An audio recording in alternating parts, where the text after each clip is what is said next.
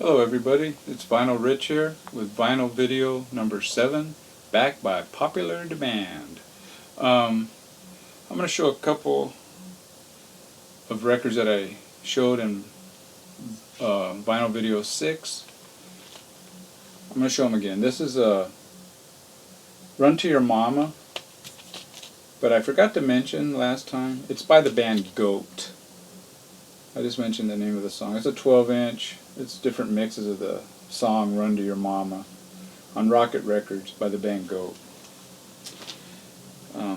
Another album that I showed on my last video was this Monkees album.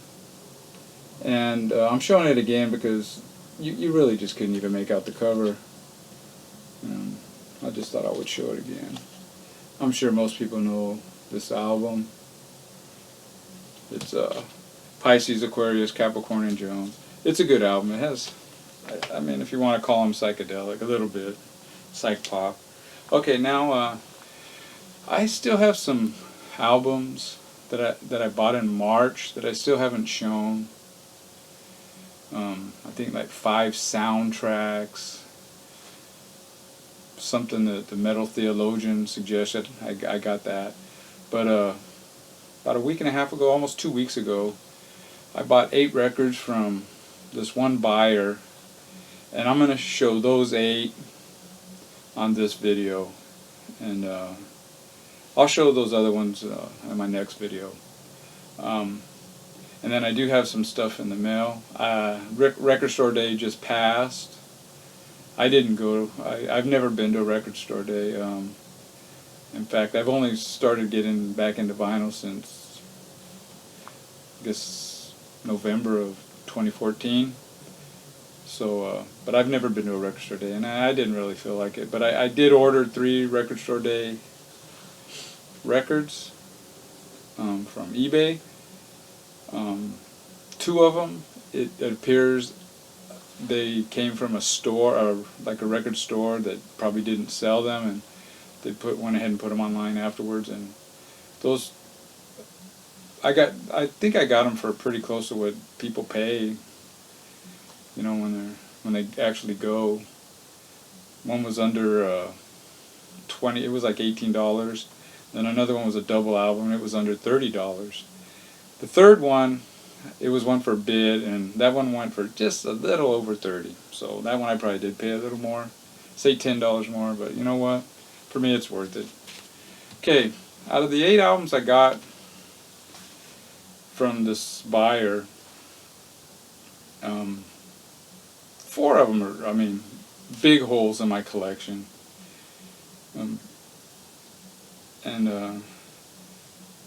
I paid, I think on average like $14. It averaged out to like $14 each. The lowest one was a $6 album. The highest one was like, I paid $30 for it. And this is the first one here. It's Emitt Rhodes. His first album came out in 1970. I remember seeing this album when I was a kid. Or in high school, I shouldn't say I was a kid. But when I was in high school. It's a gatefold. It has some wear. You can see here.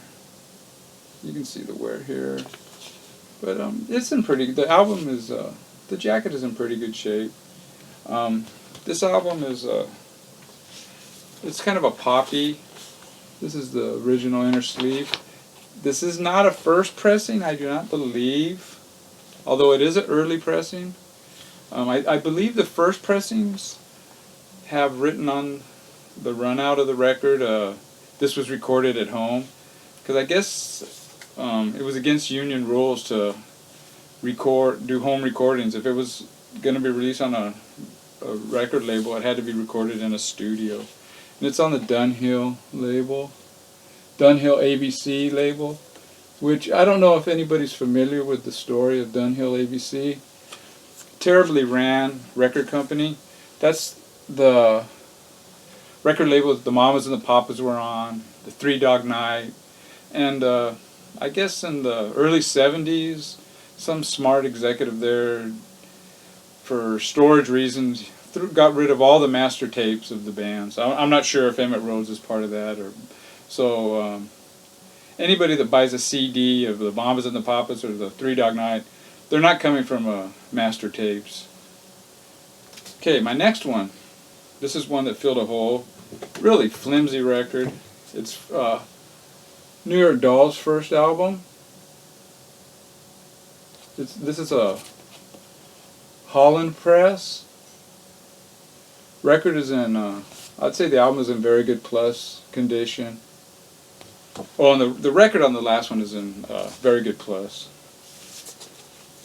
This is the label. Like I said, it's a Mercury Holland press, and the album on this is in excellent condition. Next one, New York Dolls' second album. In Too Much, Too Soon. This is a U.S. press. It is a hole punch. You can see right here, there's a little hole. But it's cool. It's a good album. This is the original sleeve. I remember when New York Dolls came out. I was in high school. I believe the first one came out in '73, and the next one maybe '74. I'm pretty certain. I was like a junior and senior in high school, and it was not my thing. I remember seeing them on. This is a custom record label. I remember seeing them on Midnight Concert, Don Krishna's Midnight Concert, and I remember making the comment, "Oh, this is like a poor man's." He's like a poor man's Mick Jagger. You know, this is like a poor man's Rolling Stones.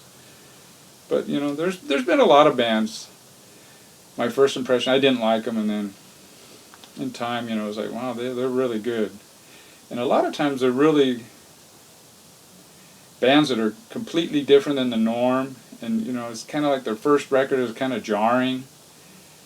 I remember even the Ramones' first album. I remember I bought it and I liked it right away. I bought their second one and I remember returning it because I go, this one sounds the same as the last one, you know. And then a couple weeks later, I'm gonna go back and get it. It was, you know, but they're David Bowie's Diamond Dogs. That was the first David Bowie album that I ever actually paid money and bought. I remember looking at his albums when I was younger and looking through them. But when Diamond Dogs came out, I bought that one when it was, you know, came out, and I didn't like it at first. You know, I thought, that's not recorded very well, and da-da-da-da. Well, anyways, this one here was the most expensive of the 8 albums. The Dictators, Go Girl Crazy, their first album. This came out in '75. It's considered proto-punk. To me, I don't know. It doesn't really sound like it doesn't sound like punk to me. It sounds more like Kiss. I mean, it's with a sense of humor, and it's got the punk attitude. I'll give it that. But I remember this album, and I didn't buy it just because of the record, the cover. It was like, well, that's got to be a piece of crap, you know. And I like it. I like this album a lot. I like side 1 better than side 2. Seems like halfway through side 2, they kind of like got a little repetitious, but it's a good album. I like it. This is the original inner sleeve, and it's on Epic, on the Epic label. And again, this record is in excellent shape. In fact, all the rest are in excellent shape, except one is in VG+. This is the Dictators' third album. This one has some songs that sound a little more punkish. You know, that 70s type punk. But, and Bruce Springsteen makes a cameo on this. I think he goes, 1, 2, 1, 2, 3, 4, you know, at the beginning of the song. I believe it's the first song inside 1, if I remember right. This is a good album. It's supposedly better than their second album, so I did bid on all 3, but I got outbid on the second one, and I wasn't going to go back. Oh, and this one here is a cutout too. I like the first one better than this one, but this is still a good album. And this is the inner sleeve of that one. And this one is on Asylum Records. And again, excellent. The record is in excellent shape. Okay, now I'm going to go, the last three are English hardcore punk bands.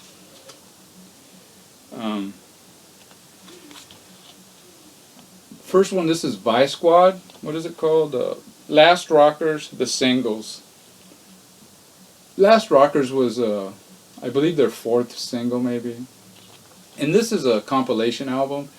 It's a French press, and it's their early singles from 1980, 81, and 82. This album came out in 91, so it's like a compilation after the fact thing. Vicky Bondage was the singer. They're from Bristol, England. Becky Bondage is a great singer. I mean, she had a really good voice, and even if you're not into punk, I think people would like this album more than the next two that I'm going to show. She was good. She's on the.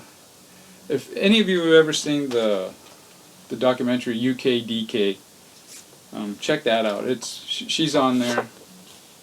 This is the sleeve. I think Becky Bondage, after they came out with a couple of singles, they ended up signing to EMI. They went to a major label, and they got a lot of flack for that. This is on Abstract Records. Like I said, it's a French pressing. And yeah, they got a lot of flack from the do-it-yourself punk crowd. And they made 2 albums on EMI Records, and then Becky Bondage left the band. I believe they had another singer came in, and they recorded up until 87. But I believe in 97, Becky Bondage, she was in another band. I can't remember what it was called, Becky and the something. And she did a concert. It was called Holiday in the Sun, I believe it was, or it was like a big punk rock festival. And she did a lot of the Vice Squad songs. And so she decided to reassemble the band. And I think it's all new members except for her. Okay, the next album is Chaos UK. There you go. Now this is their second album. Came out in 83. Their first album came out in 84. And this band is also in that movie UKDK. Their approach is not quite as friendly to a lot of people's ears, I would say. It's a brutal attack. The guitars are just, they're not only loud, they're all distorted. I mean, and the vocals are, and a lot of people, it's not to everybody's taste. I love that kind of music. You see, back in the day, these type of bands in concert were just there was just so much energy at the punk shows back in then, and I'm sure now, this band is still playing together. But the only 2 albums I've heard of theirs is their first one and their second. I don't have their first one. I mean, if the price is right, if I can get it for like I think I paid 14 or 15, I don't know, for this. If I can find the first one for that, I would get it in a heartbeat. And they're also from England. I believe Bristol again. And this is the record, the custom sleeve, and it's on. This is the original press. It's on COR Records Corporation.